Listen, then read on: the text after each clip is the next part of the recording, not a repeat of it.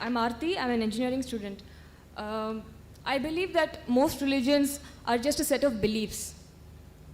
Hinduism is a belief, Islam is a belief, Christianity is a belief.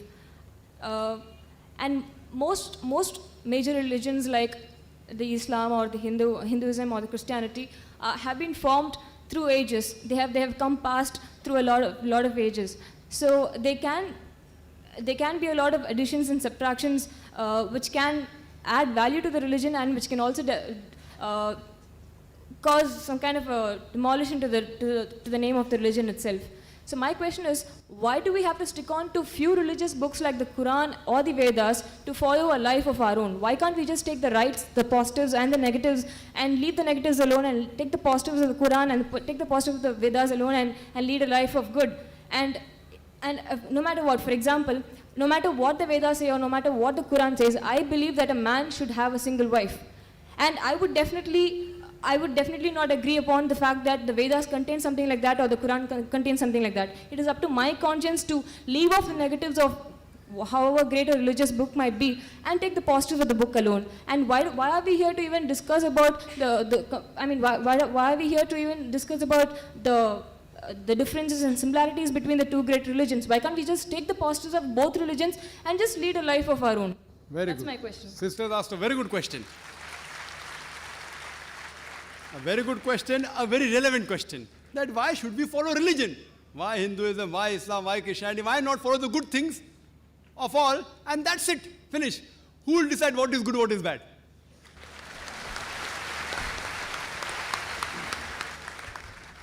For example, in America, wearing skirts and shorts is common. Western country, it is modest.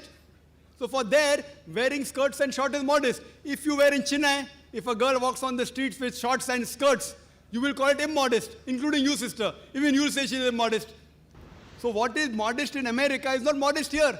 When I went to America a few years back, there was a person who told me that you Indian women, you are immodest. I was shocked. Why? How come Indian women are modest? Because when you wear the sari, you show your belly.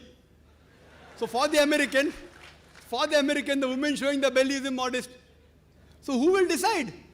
If you go to certain Muslim countries, the Arab countries, looking at a woman, staring at a woman is immodest. Here, as long as you don't touch a woman, you can talk to her, you can look at her, it's modest. Therefore, when you greet the Indian, they say namaste without touching.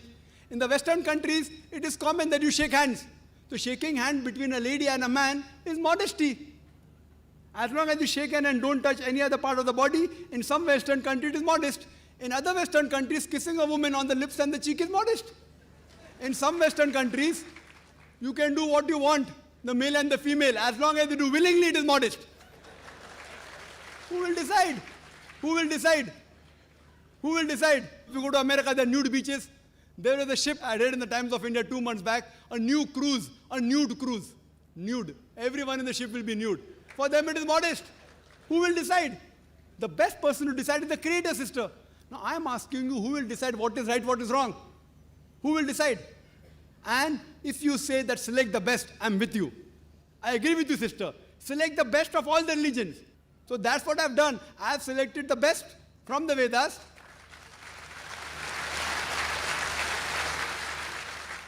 But what is best is not best for you. That's the problem. I'll discuss that also. I challenge any human being to point out a single principle of Islam which is against humanity as a whole. Single.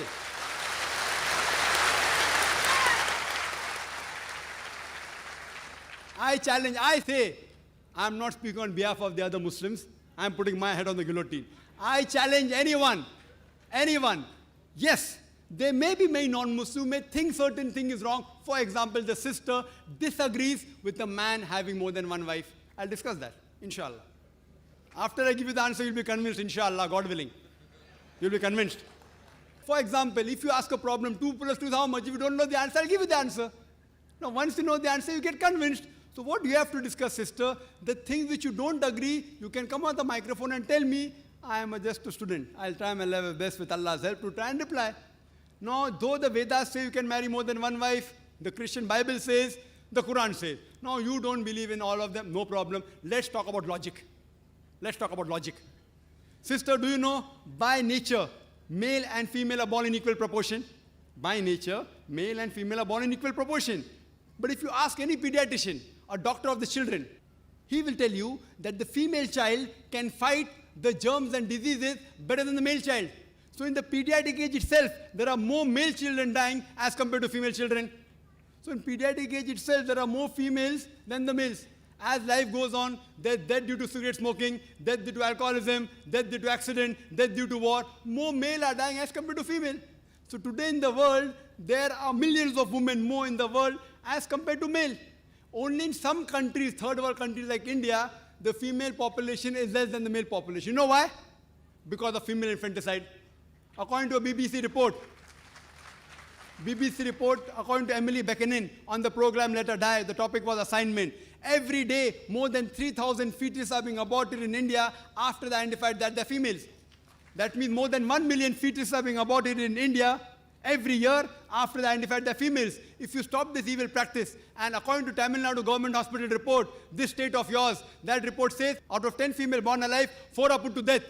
Do you say it is right? It is wrong. If you stop this evil practice, even in India, the female population will become more than the male population.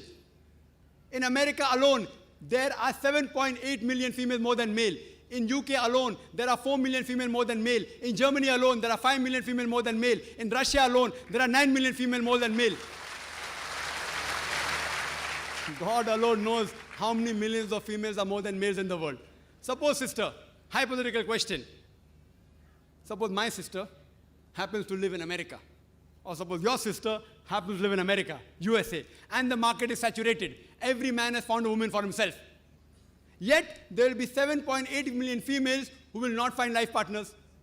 Now, only option remaining for them, for these females who have got no life partner, is that either marry a man who already has a wife or become public property. You may say, public property? Brother Zakir, such a harsh word. Sister, it is the most sophisticated word I can use. I cannot use a better word. In America, on average, the statistics tell us a person has 8 different sexual partners before he settles down with one. Mistresses is common. You can have 10, 20, 30, no problem. 100 also. The law will not say anything. If you marry more than one wife, that thing doesn't go down their throat. Why? In mistresses, the woman does not get a right.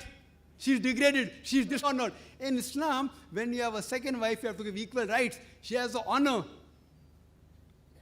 She has respect. But I do agree with you, sister. I agree with you that no woman under normal circumstances would like to share a husband with any other woman. I agree with you. I agree with you, sister. But the basic law of the Islamic Sharia is let a small loss take place to prevent a big loss. Means let a small loss take place to prevent a big loss. So all the Muslim women who know that there are millions of women, if they would not allow their husband to have more than one wife, they will become public property. They say, we would not mind sharing a husband to prevent our other sisters to become public property. Hope that answers the question.